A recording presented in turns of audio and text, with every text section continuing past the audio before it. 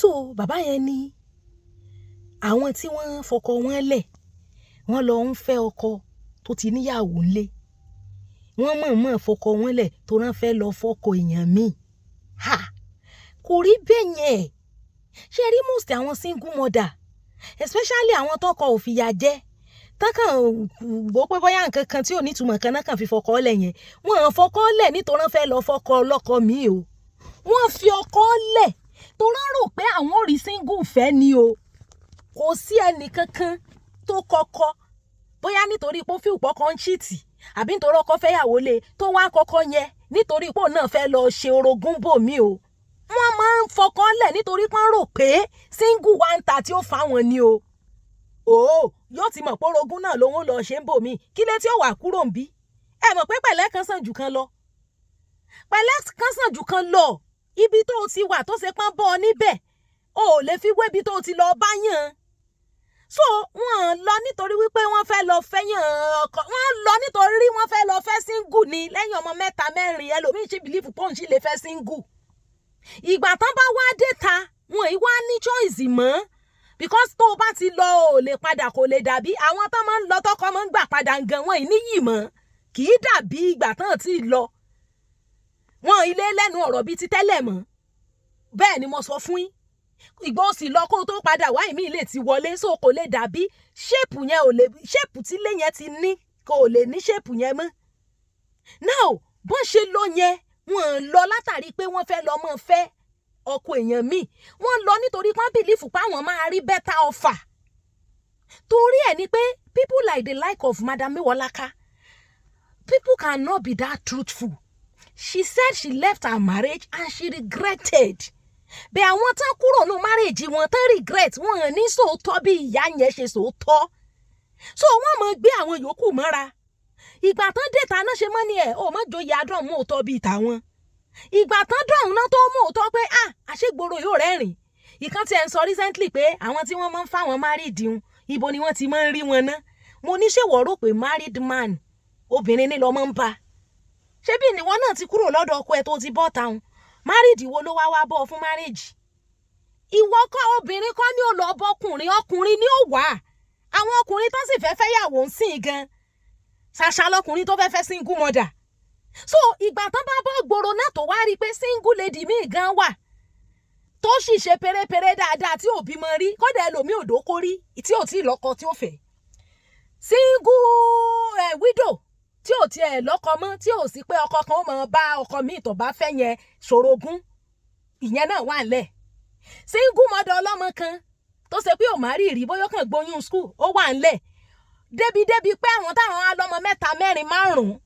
ìgbà yẹn ni reality show ṣe máa wá sọ̀kalẹ̀ sí wọn lórí wọn kì í kúrò nítorí pọ́n fẹ́ lọ fọkọ mi o kódà ìwọ tó bá ń sọ fún wọn pé àmọ́ lọ tó bá lọ ní ìsìn ibi ọba fẹ́ lọ má rì sí ọ lọ mú nọ́mbà bẹ́ẹ̀ ni ọ̀tá rẹ̀ ló máa jẹ́ ní táìmù tó bá ń sọ̀rọ̀ yẹn fún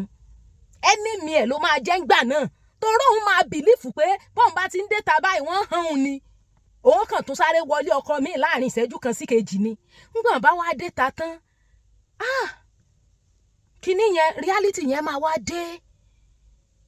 kì í wá sí choice wọn ìwá ní option mọ́ wọ́n wàá mọ̀ wábi tí wọ́n ti fi wọ́n há ṣèkejì ṣèkẹta ṣèkẹrin ọ̀tọ̀ lógun tí tilé ibẹ̀ yẹn ó gbé tì wọ́n ibi tán ti lọ oníṣe padà tán ti kúrò oníṣe padà sí iwájú oníṣe lọ ẹ̀yìn oníṣe padà sí wọ́n máa ń lọ ń gba kámú ṣèkejì ṣèkẹta ni o èyí tó bá sì jẹ́ pọ́kùnrin tó bá pàdé ọ̀rẹ́dì láti fẹ́ yàwó léyàwó ẹ̀ wọ́n bá mọ̀ fi wọ́n ṣe girlfriend wọ́n mọ̀ lò wọ́n mọ̀ bá wọn sùn ẹlòmíì wọ́n á bá wọn sùn wọ́n á bá ọmọ wọn sùn so expectation wọn láti kó jáde their expectation kì í ṣe páwọn náà fẹ́ lọ ṣorogún o expectation ni páwọn fẹ́ lọ fẹ́ single tán ti gbé pamọ́ síbì kan òun gan tó fẹ́ kúrò nílé ọkọ ọlọ́mọ 3 4 tó fẹ́ kúrò nílé ọkọ ṣé àbúrò rẹ̀ ọkùnrin lè mú àbúrò rẹ̀ ọkùnrin tó jẹ́ single ṣó lè mọ́ ọlọ́mọ 4 wálé ṣóǹgàn gbà kó fẹ́ bẹ́ẹ̀ àwọn ìlàròjinlẹ̀ ṣe mọ̀ páwọn obìnrin we work with emotions emotion làwọn obìnrin fi ń ṣe nǹkan gbúrúgbúrúgbúrúgbúrú ẹ̀gbọ́n rírì ẹ mọ́ bínú ooru mú mi ẹ̀gbọ́n rírì ńlá fi máa ń ṣe nǹkan ń gbọ́ bá wá di wípé reality dé iwájú ò ní ṣe lọ ẹ̀yìn ò ní ṣe padà sí ní tí máa ń ṣẹlẹ̀ nìyẹn o tẹ́ bá rí obìnrin tó lóun fẹ́ kẹ́rù kúrò níbì kan kì í ṣe pé ó kẹ́rù nítorí wípé ó mọ̀ọ́mọ̀ intentionally fẹ́ lọ ṣèyàwó kékeré àbí fọ́kọ kan níbì kan o ó kẹ́rù nítorí ó rò pé single wà ń ta àbẹ́ni tó bẹ́tà ọkọ òun wà ń ta and most time go and investigate most àwọn tán kọkọ àkọ́kọ́ lọ fẹ́ kejì ọkọ àkọ́kọ́ wọn bẹ́tà ju kejì tán fẹ́ lọ bẹ́ẹ̀ ni mo sọ fún ọ ọkọ tán fi ilẹ̀ yẹn kódà kí ìwà rẹ̀ mọ̀ dáa gan ó sì máa bẹ́tà ìmí ìtàn lọ fẹ́ tó bá dẹ̀ jẹ́ pé ìtàn fẹ́ yẹn ìwà rẹ̀ jẹ́ àjùtà kọ́kọ́ lọ nọ́mbà náà lọ mú bẹ́ẹ̀ ìsídà kan jẹ́ nọ́mbà 2 3 4 ọkùnrin wo ni ó da láyé tá a wà tí ó wà single ẹ̀yin láròjinlẹ̀ ni man go good ngo kan be single ẹnìkan ò ti ní fẹ́ ẹni tó ń rìn gbáragbára kiri ìgboro tí ò níyàwó tí ò lọ́mọ tí ò ní responsibility kankan tí ò lẹ́ni tó responsible fún kò yóò ti mọ̀ pé that one no be husband material àwọn iron condemn tẹ́nìkan ti fẹ́ frustrate ayé obìnrin kan tóbìnrin yẹn náà kẹ́rù kó lé ẹ̀yìn náà ló wà ń gbòòrò sẹ́yìn èrò ni so wọ́n lọ nítorí pọ́n fẹ́ lọ fọkọ lọ́kọ wọ́n lọ nítorí pọ́n fẹ́ lọ fẹ́ single that is their thought then àwọn kan náà mọ̀ fún wọn nímọ̀ràn pé ìwọ tó fine báyìí ìwọ tó níṣẹ́ tó lówó tó wà okay ló wá ń jẹ́ kéèyàn kan máa ṣe báyìí sí ẹ they will give them illusion. They will create illusion in their mind to make them feel bigger than they are. Níwọ̀ tó ṣe báyìí, tó mọ̀wé, tó kàwé, tó lówó, tó fine, tó ṣe tó mọ̀. Tó wá ti create illusion yẹn, àìmọye àwọn èèyàn tó ń wá ń ta tó ń fẹ́ tó ń wá kán túkùn lọ́rùn ẹ̀ kán hàn ẹ́. Wo, wọ́n náà bá wò pé yes, òótọ́ ni, bó ṣe bọ́ta nù. Gbọ́ bá bọ́ta tán gbogbo tí wọ́n fún ọmọ ràn wọ́n bà náà ò wí bẹ́ẹ̀ mọ́. Ó tiẹ̀ lè rí wọn mọ́, bó ló ti fẹ́ rí wọn. So nǹkan tó ṣẹlẹ̀ nìyẹn wọ́n kúrò nítorí pọ́n fẹ́ lọ fọ́kọ lọ́kọ o wọ́n kúrò nítorí pọ́n fẹ́ lọ fẹ́ single tán ti gbé pamọ́ bí kan